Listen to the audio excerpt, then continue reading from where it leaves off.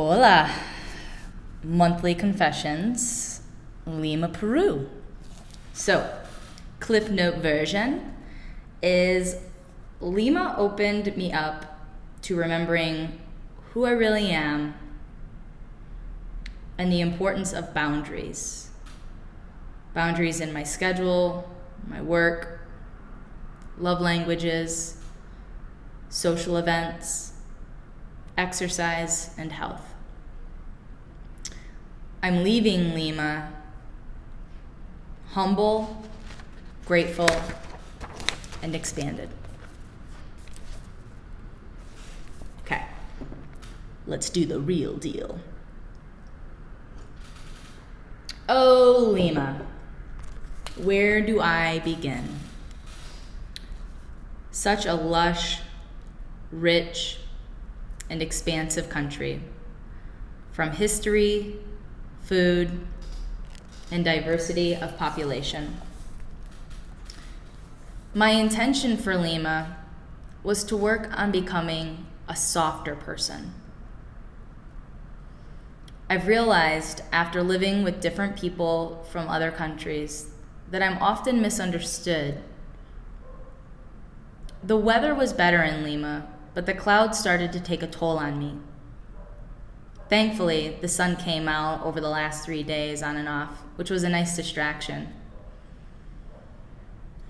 Where I did appreciate being close to the water and the green cliffs being therapeutic, not being able to see the sky was rough.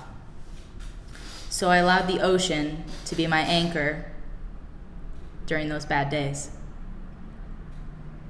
I hosted a grow event and attended two. Teresa's to learn more about Instagram, and Jamshed's to learn more about Pakistan. Both were very informative and a good time. It was really nice to see other people in their spotlight. It was also nice to allow others to see me in my coaching dynamic, understand the importance of why it is I do what I do. And by the sounds of it, they got a lot out of it. It was a get your shit together grow event, goal setting for 12 months and then 90-day specific, just so you're in the loop. For personal development and growth, I learned the importance of creating distance between myself and the group. I've found it's very interesting to be an introvert with the love languages of physical touch and quality time. The time spent with the group hasn't necessarily been bad, but it hasn't been intimate as intimate as I'd like or prefer. So I get to take ownership in how I create that and be patient with everyone's pace of connecting and being different. I realize now that the dynamic I have with friends and family back home is actually pretty special, and that the consistent level of humility in this process is the gift that keeps on giving. Lima was beautiful because it was a place full of hidden gems. Examples including little cafes behind a gate, beautiful parks with just amazing artwork, whether it's like graffiti and or sculptures. The flowers, or simply the food. In addition to the people themselves always making me feel welcome. If I could go back and do it again, I would have gotten down to the water sooner and taken an Uber outside the Miraflores area. So if you do go to Lima and you are in the Miraflores area, get outside the box. One of the two most memorable times in Lima was going to Rupak for the day with the intention to hike and have an overnight camp. But one of our members got altitude sickness. It was a powerful check-in with how the mind and the ego's perception of something can literally make or break a situation, or in this case, also be a risk to one's health. Where I could have been pissed, it was a powerful moment for me to practice gratitude. Gratitude for who I am, the health I have, the awareness that I get to sit with myself, and just appreciation for the safety that I am always continuously wanting myself to experience, whether it's mentally, emotionally, or physically. The second most memorable time was the last night. It was 8 p.m., and I had just finished subbing a call for a fellow Health Coach Institute success coach. And my roomie, Miss Rebecca, wanted to go have a drink with a member, Jamshed, who we hadn't seen all week. And so he picked an Irish pub, and she's from Ireland, so it's very fitting. So after my coaching call, we pack up and headed out. And there was something about that night, between the music, the food, the energy in the bar, the conversation. It was the first time that I had felt as if I was home. It had that euphoric bliss that just symbolized, you are exactly where you're supposed to be, doing exactly what you're doing, with whom you're doing it. And so that was really, really special to me. And on to the roommates. So yeah, I had 2 new roommates in Lima, Teresa and Rebecca. They taught me, or brought to my attention, how adaptable and empathetic I am. I sometimes forget that about myself and can be really hard on myself and unforgiving. And just the dynamic of us 3, they're both wonderful people. We all got together. We got along very well. And it was just an interesting check-in of how different people can be, but how at the end of the day, if willing to, we all can connect with one another. We are all humans. Our universal language is love. And if we come from a space of love, compassion, and understanding, it's pretty special, like what dynamics you can create in certain living situations. So, really grateful for that experience. This month, I would like to focus on being softer with my tone and asking permission to speak when something is bothering me. Being softer in my tone, meaning I don't want to be as direct, per se. I want to be more warm and welcoming. And in terms of asking permission to speak, this is something that's very common in a group of coaches when you're A, a coach, and B, you're a friend with a coach. Sometimes we just want to vent with one another. Other times something comes up, and as a coach, you're listening to the conversation, and it's like, I want to go somewhere with you. And so we often say, like, permission to coach right now.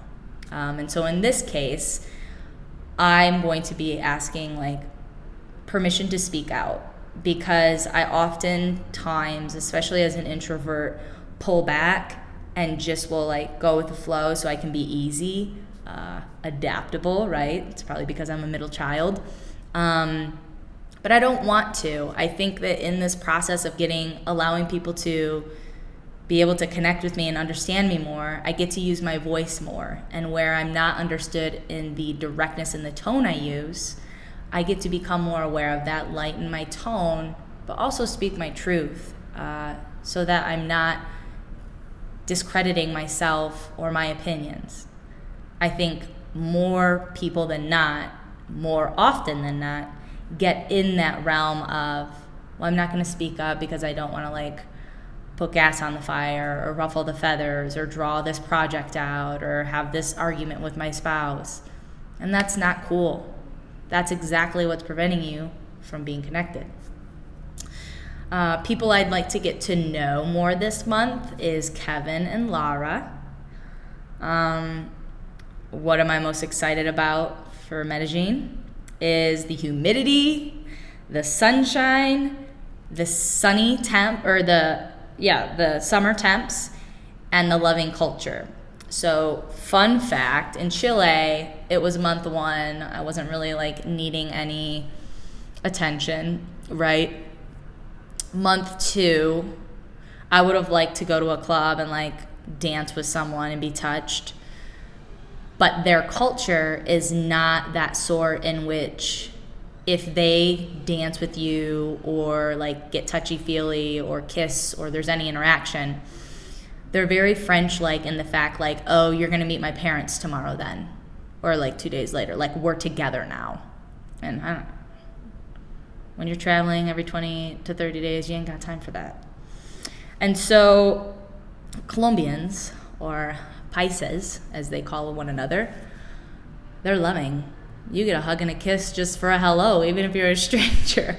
So I'm thinking that will help, right? It is very interesting as I really observe like my stress or my inner interpretation of wanting to have like that deep quality time or physical touch with people. Again, it has to be like genuine and someone I trust and know. So it's been very interesting, to say the least, right? And I thought I had a thing I'm most proud of. Oh yeah, I celebrate the gym and yoga. Like last month, I started taking care of myself again. Thank God. So that was important, as well as my relentless practice in learning from my biases or my unconscious biases.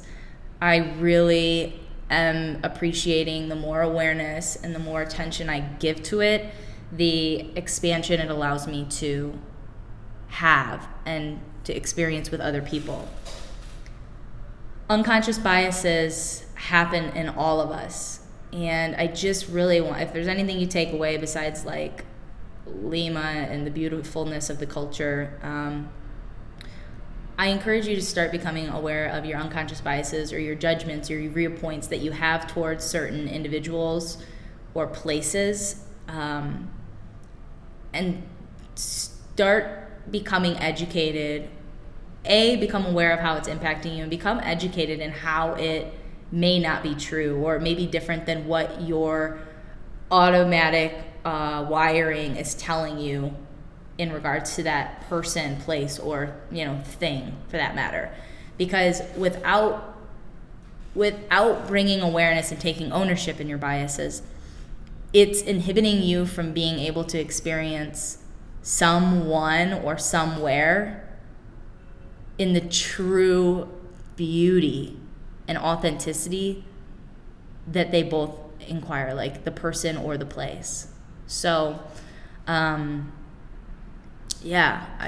keep continuing to grow, not sweat the small stuff, be in the moment, stay intact with what my thoughts are, what I'm telling myself, how I'm interacting with the beliefs I have, but being able to open and expand and learn more about the countries and the cultures, because what we hear or what I was raised to think in regards to some of these countries is not in fact true.